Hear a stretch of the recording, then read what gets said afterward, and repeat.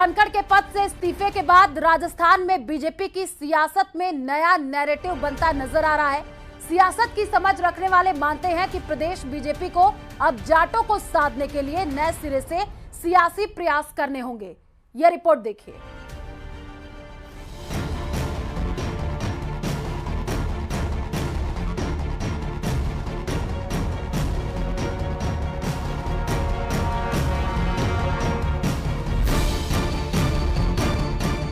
इस्तीफे के बाद बदला बीजेपी का सियासी नैरेटिव। जाटों को साधने की कोशिश हुई एक्टिव। जिस सियासत में हर घटना एक मौका और एक अवसर मानी जाती है, उसमें देश के दूसरे सबसे बड़े पद से इस्तीफे पर कैसे न बवाल मचता।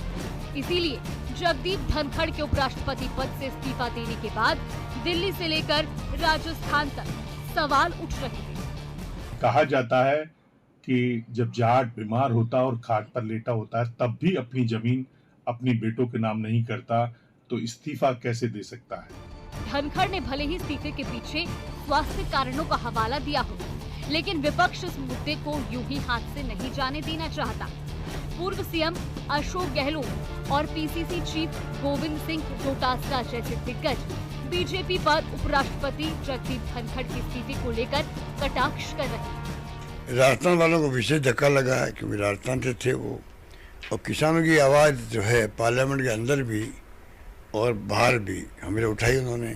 अभी हाल ही में उन्होंने कृषि मंत्री जी को बहुत ही उलाना दिया कि भाई आप कर क्या रहे हो, जो वादे किए हमने किसानों के लिए वो निभाओ। अचानक इस तरीके का इस्तीफा आना एक तरीके से जो संकेत दे रहा है कि जो कुछ दिनों से उन्होंने अपनी बातें स्पष्ट रूप से मीडिया के माध्यम से किन्हीं प्रोग्राम के माध्यम से कहना शुरू किया था, वो कहीं न कहीं भारतीय जनता पार्टी हाईकमान को नागवार गुजरा।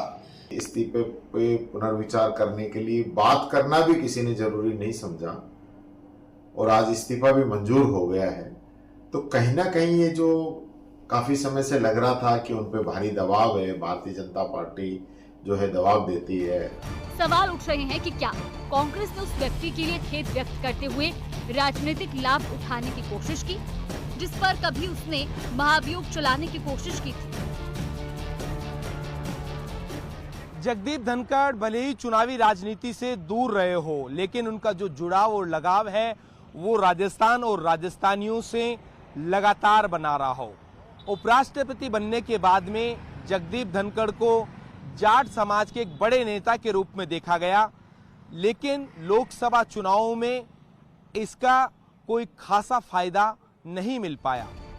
सियासत की गहरी समझ रखने वाले मानते हैं कि जाटों में इस घटनाक्रम के बाद ये परसेप्शन बना है कि उनके वरिष्ठ नेता के साथ अच्छा नहीं किया गया। अगर ये नैरेटिव जोर पकड़ता है तो बीजेपी को प्रदेश में होने वाले पंचायत और निकाय चुनाव में नुकसान हो सकता है। इस डैमेज कंट्रोल के लिए बीजेपी प्रदेश में मंत्रिमंडल में जाट समाज के प्रतिनिधित्व को बढ़ा सकती है।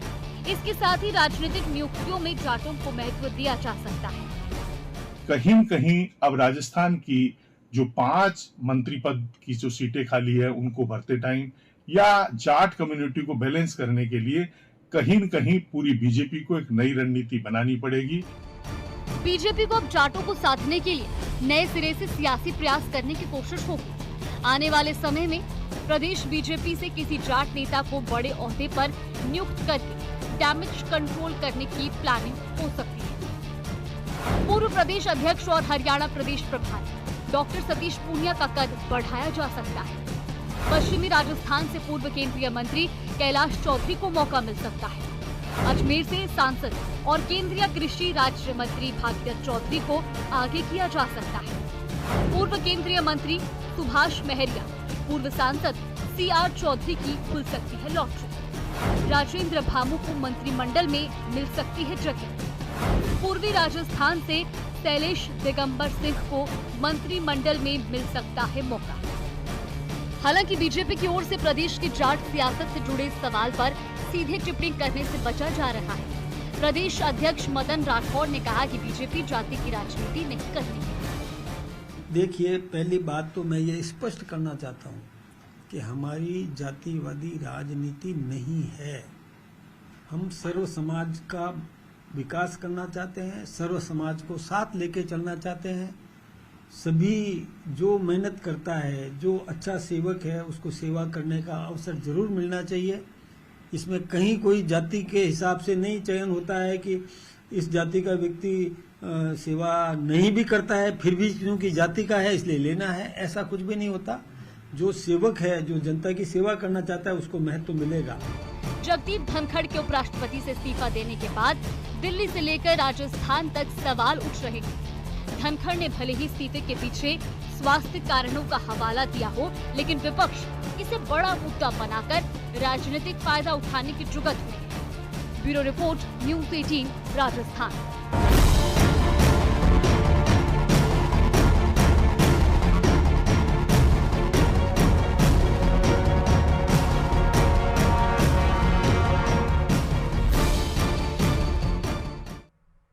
और चलिए फिलहाल इस बुलेटिन में इतना ही।